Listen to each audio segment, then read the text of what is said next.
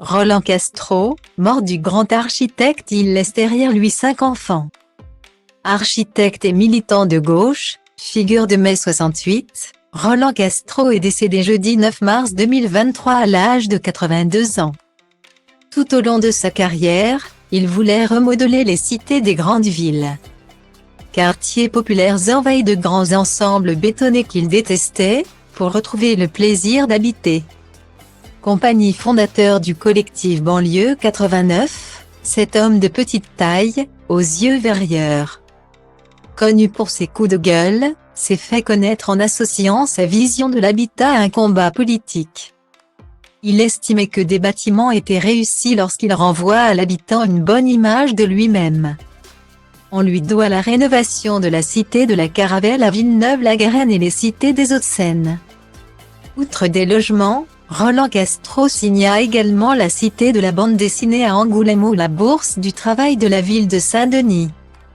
Opposé au fonctionnalisme de son prédécesseur Le Corbusier, apôtre du lien social à travers les lieux d'habitation. Il militait contre l'apartheid urbain et voulait convaincre que les banlieues ne sont pas des fourre-tout pour exclus de la société. Les édifices de Roland Castro se présentaient souvent comme des greffes à des constructions existantes. Il y ajoutait des lignes asymétriques, alliant le bois au béton, et privilégiant le blanc, orné de façades végétales. Né le 16 octobre 1940 à Limoges de parents juifs, il vit ses premières années dans la clandestinité. Réfugié avec ses parents et sa sœur dans l'arrière-pays limousin, à Saint-Léonard-de-Noblat.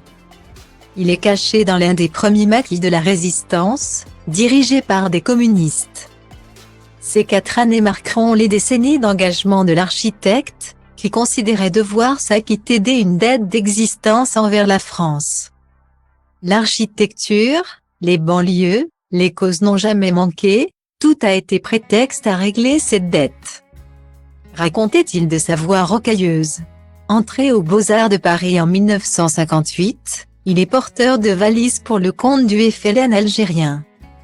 Avant de rejoindre l'Union des étudiants communistes, dont il sera expulsé en 1965 pour avoir critiqué la ligne stalinienne.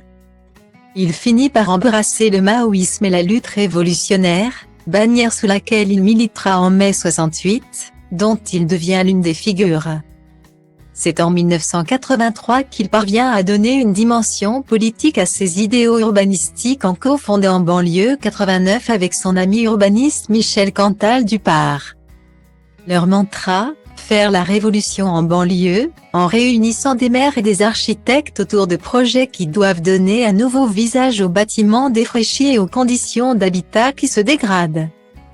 L'initiative remonte jusqu'à François Mitterrand, qui, à l'invitation de Roland Castro, visite la cité des 4000 à La Courneuve, prenant conscience de l'oppression dans laquelle ses résidents vivent.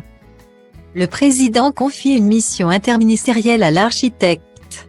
Plus de 200 projets sont soumis à Banlieue 89. Mais l'opération se confronte à la frilosité financière du gouvernement et le collectif disparaît en 1991. Personnage haut en couleur, qui s'affichait volontiers en costume rayé, il fréquenta Jean-Paul Sartre.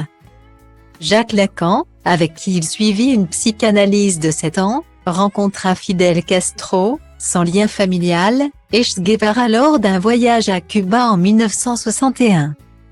Tantôt mitterrandien, tantôt soutien du PCF et de Robert Hue, Roland Castro avait créé son propre parti. Le Mouvement pour l'Utopie concrète. Étiquette sous laquelle il se lança dans la présidentielle de 2007 mais sans collecter les parrainages nécessaires. Lors de la campagne présidentielle de 2017, il avait soutenu la candidature d'Emmanuel Macron et même battu le pavé à La Courneuve pour tenter de convaincre des habitants des cités de voter pour son favori. Après l'élection, le chef de l'État l'avait chargé d'un rapport sur le Grand Paris. Remis en 2018, mais qui était resté lettre morte.